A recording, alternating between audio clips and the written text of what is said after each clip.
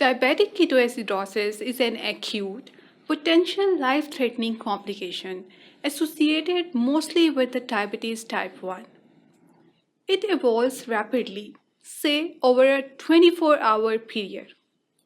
Imagine the people who never thought they have diabetes, and this could be how they find it out.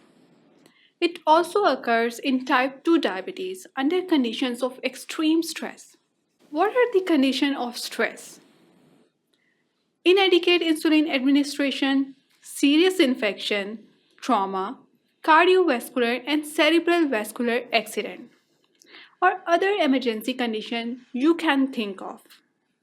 Less often, it can present as a manifestation of type 2 diabetes, a disorder called ketosis-prone diabetes mellitus.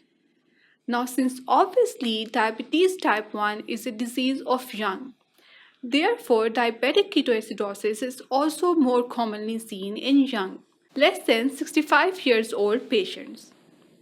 So what is actually happening in the body that triggers diabetic ketoacidosis? There can be any of these causes. Not having enough insulin or lack of insulin. Like we mentioned before, without insulin, your body begins to break down fat in an attempt to get the energy it needs, ultimately resulting in a high level of ketones.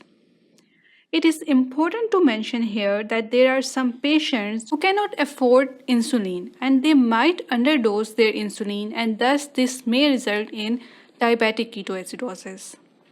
Existence of an infection or other illness. When you get sick, your body is under extra stress.